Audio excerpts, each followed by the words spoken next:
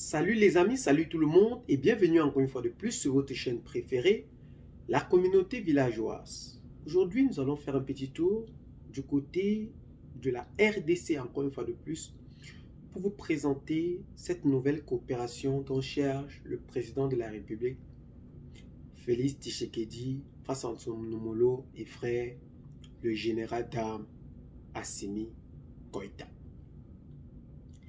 En effet, nous connaissons sans nul doute les progressions que sont en train de faire les M23 appuyés par l'armée rwandaise aujourd'hui. La situation devient de plus délicate de jour en jour. Après avoir pris Goma, ces derniers ont déclaré qu'ils iront jusqu'à Kinshasa. Encore une chose très curieuse, la plupart des policiers aujourd'hui qui servaient la nation et qui étaient dévoués au service de la nation se retrouvent aujourd'hui en train de servir le M23.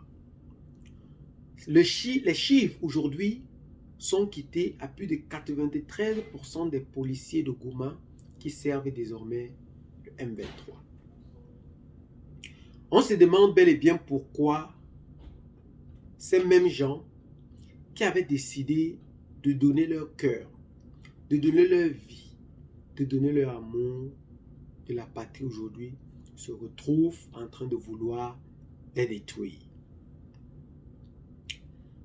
Le président de la République, Félix Tshisekedi, a envoyé l'homme fidèle aujourd'hui qu'on ne présente plus, Constant Mutamba, du côté du Mali, pour rencontrer son homologue et frère, le général d'armes Assimi Goïta.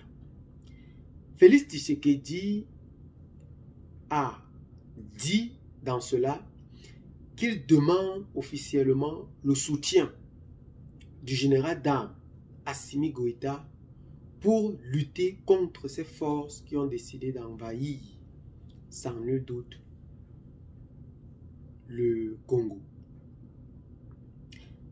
Mais cela ne reste pas tout. Ce que vous devez comprendre ici est que l'enjeu politique est plus qu'avancé. D'abord, le président Félix Tshisekedi a commencé par demander le soutien militaire du Tchad. Le Tchad est un territoire stratégique entre l'Afrique de l'Est, l'Afrique de l'Ouest et l'Afrique centrale, qui rejoint en quelque sorte les Grands Lacs. Qui contrôle le centre du Tchad, contrôle le Grand Lac. L'intention du président Mahamat Kaka, démocratiquement élu du côté du Tchad, a été très claire. Il a annoncé en quelque sorte ou déclaré qu'il est contre cette invasion du Rwanda du côté du Congo. De ce fait, nous connaissons déjà où nous nous classons, malgré qu'il a prononcé à haute et intelligible voix la voix du dialogue par la communauté internationale. Aujourd'hui, le président poursuit le destin du Congo du côté du Mali. Pourquoi le Mali? Le Mali aujourd'hui est le cœur, le poumon de la révolution africaine, porté par ce général d'armes Assimi Goïta. La tête de proue de l'AES aujourd'hui, c'est le Mali, qui exerce la présidence du Mali, où repose le pouvoir exécutif du Mali, de l'AES je veux dire.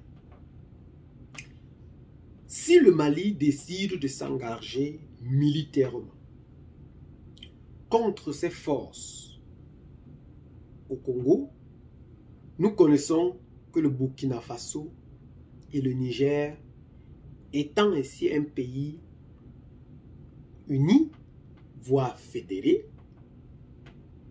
doivent suivre le même pas.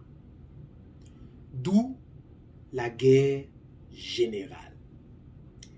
Si le Mali est concerné, malgré les distances que sépare le Congo. Le Burkina est concerné. Le Niger est concerné. Quand on dit s'il y a la guerre chez nous, le voisin aussi est impliqué. L'Afrique du Sud est déjà impliquée. Si ces pays en Afrique de l'Ouest sont impliqués, le Nord, sans nul doute, s'en mêlera.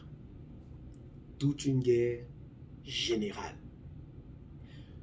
Lors de son discours à l'OUA, le président Félix Tshisekedi a encore prononcé ces mots en haute et intelligible voix que bien que ces forces du M23 sont en train d'envahir le Congo, soutenues par l'armée rwandaise à son tour est soutenue par d'autres puissances, dont le président Félix Tshisekedi appelle à dénombrer ou à destituer ces forces qui entourent le Rwanda pour mieux gérer le problème de l'intérieur. En commençant d'abord par ce remaniement militaire que nous avons observé et que nous observons encore une fois de plus du côté du Congo. L'affaire ne cesse de s'envenimer.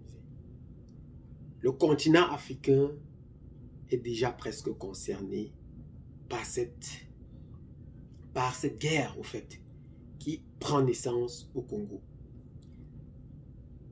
L'Union européenne aussi, et sans nul doute en Amérique.